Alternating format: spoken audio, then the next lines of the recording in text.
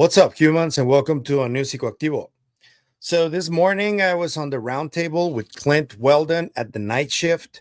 We had a wonderful doomer kind of conversation about AI, the dangers of AI, and each of us spoke about the case that marked us the most, the UFO case. And it was a wonderful conversation. I'm going to leave a link in the description so you can check it out. But today I'm going to talk about something that just happened yesterday. If you have been following this channel, you would know that I've been following the trail of the science disclosure for months. It all started with Dr. Rags, who was with Chris and Newton on the Rebelliously Curious podcast, talking about his work at DARPA and how new age science is starting to become more common and it's being talked about more openly. Then Dr. Anna Brady-Estevez came out with the Ecosystemic Futures podcast, and she got people like Dr. Hal Puthoff or Dr. Richard Banderick talking about their work more openly. Even Banderick himself has a clip where he talks about these materials being sentient. They were smart materials. Like, one of the things is when these materials, you'd be looking at them and you try to reverse engineer them, that they would turn to dust. And they would do it within a minute or two. And then so you could take the dust and then set it off and get the isotopic analysis done on them. And they were extraterrestrial. But these materials, I mean, we're looking at something that's hundreds of years ahead of us. When you look under a microscope, an electron microscope, you're looking at something that's composed of very small particles that seem to be communicating with one another.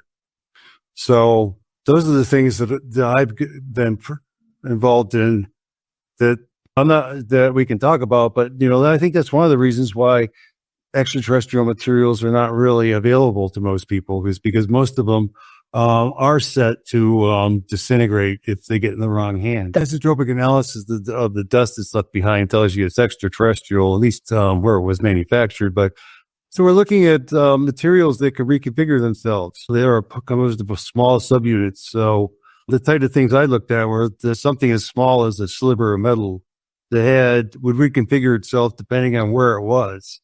It would cloak itself and it would try to blend into the environment. So the ones that this one NGO used to get a hold of were the ones that were technically broken. I guess the ones that didn't really function very well. So then you could collect them every once in a while and then try to analyze them. You could do things like split them apart, and they would attempt to find each other or reconfigure. Some of the experiments they did was we took one of those and we put it on a very hot surface of about 3,000 degrees. And what it would do is it cooled the surface around itself. And then when we took the device off and then waited again, we would find that the mass would be reduced by a certain amount. Do these feel like program materials to you, Richard? Yeah, they were, like I was saying, they're more intelligent materials. Like these subunits probably had computational functionality, right? Because they knew what their neighbors were all about, and they knew they could reprogram themselves to be something different, right? If they needed to change themselves. So these are really curious types of materials. So that's how we could kind of tell they were extraterrestrial, because these things weren't like decades ahead of us. They were probably hundreds of years ahead of us. So that's one thing. And it's slowly going on, this disclosure of new science. And we have also Matthew Pines talking about how China could represent a competitive threat for the US in terms of new technology. We heard Christopher Mellon talking about it too, how they've been blowing the whistle and raising the alarm on China and their capabilities.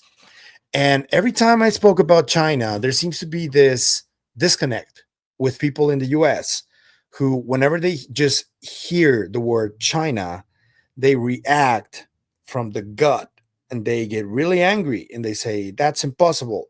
The US is the best country in the world. There's no way China is ahead of them. Well, I just found, and I've seen a clip of this gentleman that I'm going to talk to you guys about. This gentleman's name is retired Lieutenant General Steven Kwast, who used to be at the Air Force. He's no longer at the Air Force.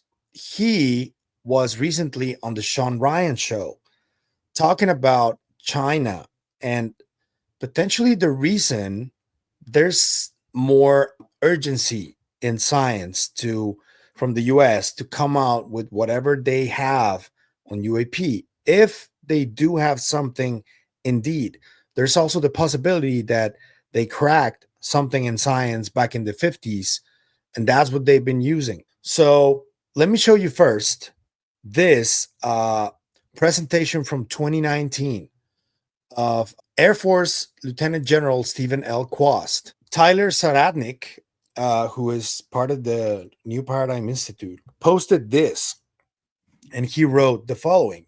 He said, in a November 2019 lecture titled The Urgent Need for a U.S. Space Force, retired U.S. Air Force Lieutenant General Steven Kwast asserted that existing technologies could enable rapid global transportation. This technology can be built today with technology that is not developmental to deliver any human being from any place on planet Earth to any other place in less than an hour. We're talking about essentially faster than light travel here. So this is what he said. The technology is on the engineering benches today, but most Americans and most in Congress have not had time to really look deeply at what's going on here. But I've had the benefit of 33 years of studying and becoming friends with these engineers and these scientists. This technology can be built today with technology that is not developmental to deliver any human being from any place on planet Earth to any other place in less than an hour, to deliver Wi-Fi from space where you never need a cell tower to connect, to deliver energy from space where you never have to plug your phone in and it trickle charges and you can use that energy over time. It can be applied to cars, to houses. The technology of Edison and Tesla that we live with in our energy environment, our paradigm today, is expensive, it's dangerous, and it's wasteful. Plug it into the wall, but yet that's what we all do because we are used to paradigms. The power of space will change world power forever. And it doesn't have to be a big country to do it.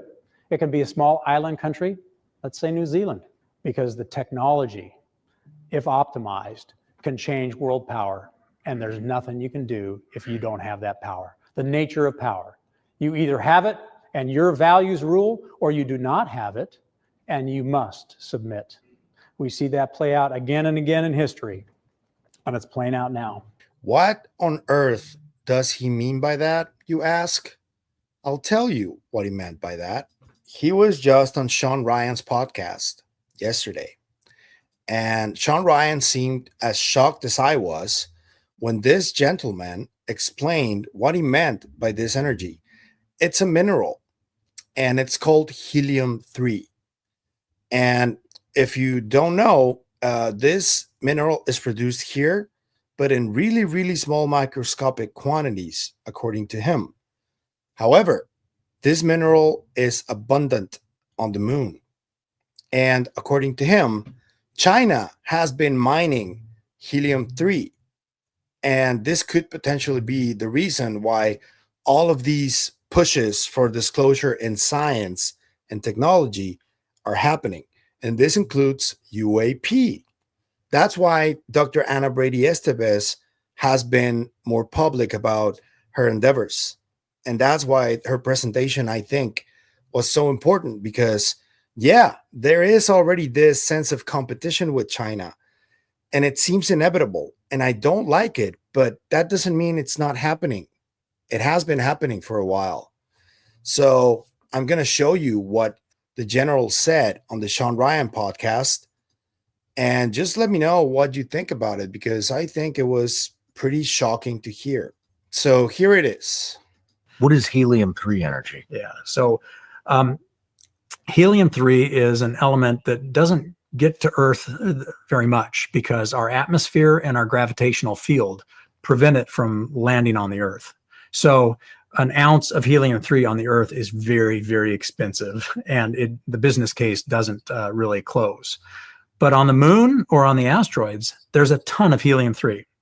And so to give you an example of what it means, if we were to mine the moon for helium-3, we could, at the current level of electricity use in America, or not in America, in the globe, we could power the energy needs of the human race for thousands of years based on the helium-3 that's on the moon right now. And and so the twist there is China is there on the moon, on the far side of the moon. We don't know what they're doing because we don't have infrastructure up there to even see what's going on. But we do know they're mining helium-3. And We so legitimately don't know what China is doing on the other side of the moon. no, we don't. That's Because the other side of wild. the moon, you know, That's absolutely wild.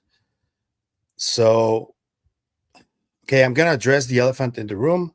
There will be people who come out in the comments and completely dismiss whatever is being talked about here because of these gentlemen allegiances, you could say. I don't think that's important. I think what is important is the facts. This man is a retired Air Force general, lieutenant general, who knows about this. He should know. And he's telling you what he knows. And I get it. There is a conception that the Air Force are the ones that are staying the most quiet about these topics, specifically about UAP. But don't forget, the people that are coming forward, like, for example, David Grush, Jake Barber, now this general right here, are Air Force, and they are talking. Now, what we need to learn how to identify, which is the most difficult part, is whether they are actually telling the truth or they're just telling parts of the truth. So people get distracted. I wouldn't know. I generally incline myself to trust David Grush. I believe that Jake Barber is an earnest person, but I completely understand the concerns of people that don't trust anybody in intelligence or the military for that matter. So I guess it's up to you to decide, but I'm just presenting you what this gentleman is talking about right here.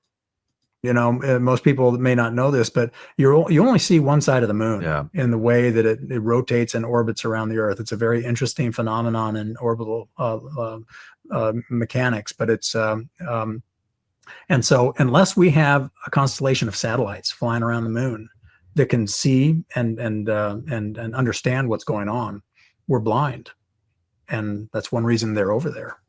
But let me give you a commercial upset, Steve. Yeah, I'm getting real upset. So this goes back to a strategy and why I'm in the space business, because space is the place where if America does not change our strategy and how we're investing in space, we will become victims to others that use space as a way of dominating the energy market, but also the information market. So what he's talking about here about the information market, he means, I believe, quantum communication, which is what this helium-3 mineral is used for, is to cool down systems that enable quantum everything, not just communication, quantum tunneling, quantum coupling, quantum everything.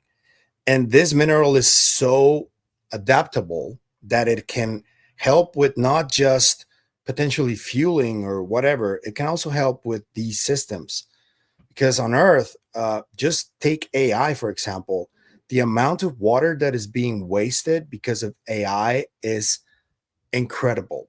And it's really one of the biggest problems that exists with AI. It's not the fact that people are afraid of it being sentient and taking over the world. That is also a fear that a lot of people have. But I think that the pollution that is causing the Earth by consuming water at those levels is what should people be concerned about. And this helium-3 mineral could potentially fix all of those problems. And the fact that China is already there and they're mining it, he's telling you they are in fact mining it. They got that from intelligence. That is a big deal. It's the biggest deal, I think. And it's the reason why all of this is being pushed now. We finally know, people. So yeah, China seems to have the upper hand unless the US has had this technology or some other type of technology from reverse engineering these craft. If that exists, the US is still ahead, but they have to disclose. This is why we need disclosure. And I absolutely hate conflict as much as the most of you, I would guess. But that doesn't mean that conflict is not still happening.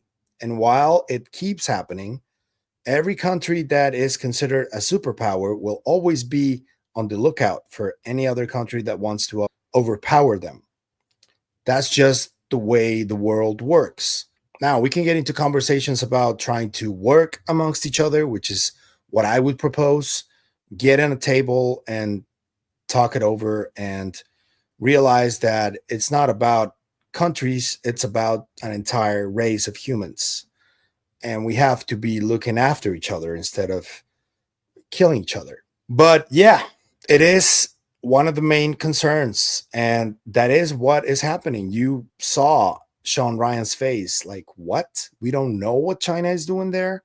Let me know what you think in the comments. I think this was a huge deal, and I think this is going to be one of the biggest news of the month, I guess.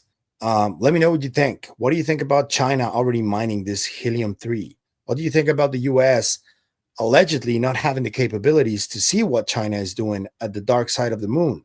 As Clint Weldon said, I think Pink Floyd has been there for a while, or they have been there. But yeah, let me know what you think in the comments, and I'll be reading all of you. See what you think about this China superiority, because it's already that, so to speak. If you like the content you see, I'm going to ask you to like, share, comment, subscribe, and hit the bell icon. All of those things are free, and they cost you just a few seconds. And it is what helps the channel the most. So thank you. But if you want to support the channel in any other way, there are a few links in the description. You can become a member, or you can support us on the KGRA website. Anything you choose to do is always appreciated. So thank you. That's it for me today on this video, but I'll see you guys in the next one. Remember, stay curious and inquisitive always. Bye.